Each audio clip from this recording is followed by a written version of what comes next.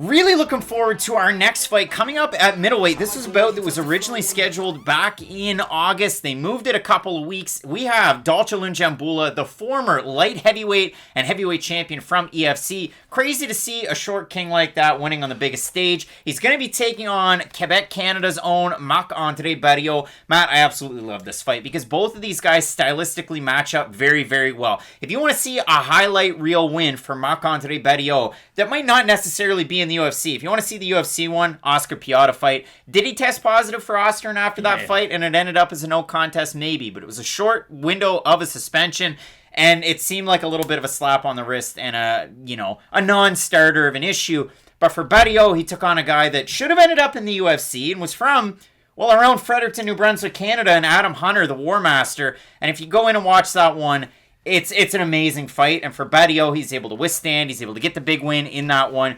So far in the UFC, a little bit of a sketchy track record. He lost his first 3 fights, albeit against decent competition. I know a guy who trains out of Montreal, Quebec, Canada, and Andrew Sanchez. That was his first loss. He lost a split decision to Christophe Jotko, where Jotko was able to strike at range, but really when Barriault had success, it's like most of his fights, he's able to clinch up, really tire and wear on his opponent, and that's kind of the big key for Marc-Andre Barriault. And he lost to Jin Young Park, who I think stylistically they match up really similarly. After that, of course, he finishes Oscar Piata, and in his last fight 4 months ago, well, he lost handily against Abu Zaitsar in the first round, and then Abu blew his load, and in the second round he looked terrible, and in the third round he got finished. And that is really a testament to Marc-Andre Barriault. He's always there throughout the fight. He might look a little labored, but I think the move to Sanford MMA for Barriault has really started to pay off more so and more so with every single fight. Some of the guys that he's training with, I wrote it down, but Andre Fiallo was one of those guys.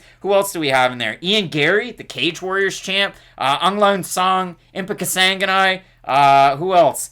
I also had written down, and this one's just terrible, but the guy that got into the bar fight, Joe Schilling, he's been training there with him. So for Barriault, you like all of those things. For Dalcha Lungiambula, he was on the Congolese national team from 2007 to 2009 in judo. He's a black belt in judo. And you say judo, and you kind of think maybe like Judo Thunder, like Abdulrazak Al Hassan, because both guys have power with judo backgrounds. But for Dalcha Lungiambula, cardio has always been an issue. It's always been a question mark. And in his last fight, I remember Daniel Cormier mentioned it when he was taking on Marcus Perez. It was like he holds his breath when he goes to shoot or throw his shots, which you hate to see. But in that fight, he did great in the first round, great in the second round. Third round was definitely Perez's.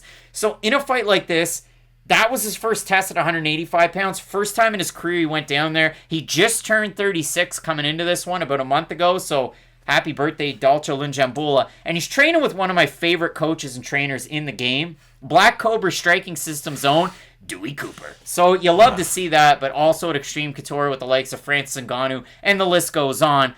Really, who's going to be able to outlast who? And can Dalcha Lungiambula knock out Marc-Andre Barriault? That's pretty much the only question in this fight. And for Dalcha, it will be interesting. Against Marcus Perez, he looked terrible in that third round. Like, he looked awful. And it was just because of his cardio. Because with Lungiambula, you know how good he is on the feet, and you know how much power he brings into the cage. He's just somebody who struggles to stay consistent throughout 50 minutes. And the weird thing about Barriault is that I don't even think he has good cardio, if I'm being completely honest. I think he has sustainable cardio in a way that like Ian Heinisch does. Barriault's never going to wow you or really overpower you with his volume, but by the time the third round comes around, if you yourself have bad cardio, then his will be better. It's one of those weird kind of, I don't know if I trust it all the way yet. Like if Barriault went out there and fought, I know he's at the top of the card, but let's even say Derek Brunson, a middleweight who can put on a good pace and has great wrestling, then I think Barriault would get tired in like the second round. I really don't think against the top level guys, he'll be able to implement his very, I guess, physical strength kind of game, because that's the first thing that steps out when you do watch Barriault's fights. When he gets into that clinch, he must just be insanely physically strong because he's very positionally dominant. And maybe that's not the most exciting thing to say about a guy, but he's great at holding people up against the cage. And when he moves forward, he does have sort of a Marvin Vittori-esque Like, I move forward while I strike fashion to the way he does it. But the problem is that Barriault leaves himself open. Even Christophe Jocko, and I know that fight was close, Jocko had a lot of success when he was able to keep it at range and when he was able to sort of bite out the attempts in the takedowns from Barriault. All he had to do was feint the jab, feint a kick. It would bring Barriault's hands down a lot of the times, and then Jocko would be able to score up top. The difference is that Jocko doesn't really have that one-punch knockout power that a guy like Lungiambula will have in this fight. The only issue is that I don't really think Lungiambula is going to be able to land that big shot against Barriault. I personally don't. Barriault's the type of fighter who puts his head directly in your chest and doesn't really do much else. And I know that might sound frustrating, but that's how you beat a guy like Dalcha Lungiambula. Dalcha's gonna get tired if you make him work, and Marc-Andre Barriault has that style that just makes you work throughout a fight. So, stylistically, it will be interesting because you know Lungiambula, like, he's knocked out heavyweights. Of course, he can knock out a middleweight. I just think Barriault's style is gonna be one of those tricky ones for a guy like Lungiambula to overcome. For Lungiambula, you look at it in the UFC, he knocks out Daquan Townsend, he loses to Magomed Ankalaev, the crazy kick, and then he beats Marcus Perez. Before that, again, he was a double champ over with EFC. For Marc-Andre Barriault, double champ with TKO at middleweight and light heavyweight. So the two lower weight classes, if you will, than where Lungiambula was competing. You know what I mean. Two, so on and so forth. I guess one's the same.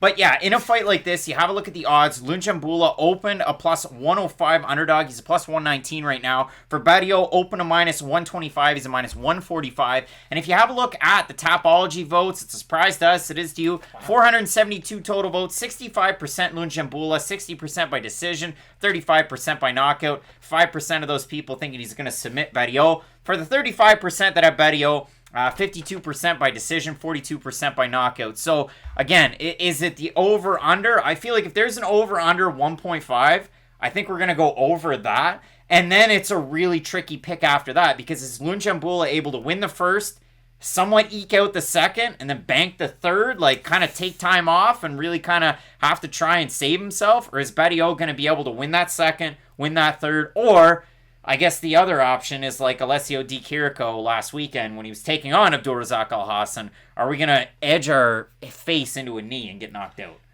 So here's the thing about Lungiambula. Like, even if you just play, like, rec league basketball or something on the weekends, there's a difference between, like, getting up shots when you first get there and then getting up shots in the fourth quarter. You know, your arms get tired, they burn out. The thing about Barriault is that when he clinches Lungiambula in the clinch, he's always going to be wearing on those arms of Lungiambula, and that's the real key. If you make Dalcha work, he's going to become less dangerous as a result of it, and that really is Barriault's game. I like Barriault quite a bit in this fight. When I have a look at this one in terms of Dalcha Lungiambula, you look at it when he took on Magomed Ankalaev, he went, 0 for 2 on takedown attempts. Ankalaev has good hips, he has good defense in terms of his takedowns. He went 1 of 2 against Marcus Perez, but he was able to hold him down, he was able to earn a lot of control time. And if you look just statistically at Marcus Perez's line from that fight in that third round, he has a ton of control time, but the majority of it is pushing Lungiambula up against the cage. It's not that he took him down. It's not that he was on top of him. And when Lungiambula took on Daquan Townsend, he went 4 of 6 in his takedown attempts. Daquan Townsend had a rough go in the UFC against Bovan Lewis, against Dusko Todorovic, against USADA. It was just a bad go. So, yeah, I know he lost his brother when he was in the UFC. That was kind of sad. But when I look at this one, I like that early storm from Dalcha Lungiambula. Again, I do like Marc-Andre Barriault. I like him with that staying power that he has. I mean, he hasn't been finished in the UFC, albeit he did lose those 3 fights. But I like Lungiambula at the start with that judo background, with that power. The one sneaky thing that's going to play dividends, I think, in this fight, and you would have heard it in his last fight, was Dewey Cooper says, we want you striking on the inside. We don't want you on the outside against a guy like Perez. And when he's on the inside, he throws winging wild shots. But when it's early and when he's fresh, he definitely has that pop to a shot. So I like Lungiambula in this fight. Marc-Andre Barriault is a hard guy to get out of there. And this is a really tricky fight because it's going to be one or the other. But I like Congo's own Dalcha Lungiambula here. Matt, we're in disagreement. You're going with our countryman here in Marc-Andre Barriault. I can't fault you for that. A Canadian has not won in a long time, though. So let's hope he can change that trend. Cross our fingers, I guess. But Matt, we're split on the pick. I absolutely love this fight, though. This one should definitely deliver. It should be fireworks. Or Barriault makes it boring. So it's one of those two. We got a great card coming up. And our marquee in this weight division, you have Derek Brunson taking on Darren Till. Should be a great one. Keep it locked in with Fight Night Picks. And as we always say, let's get into it.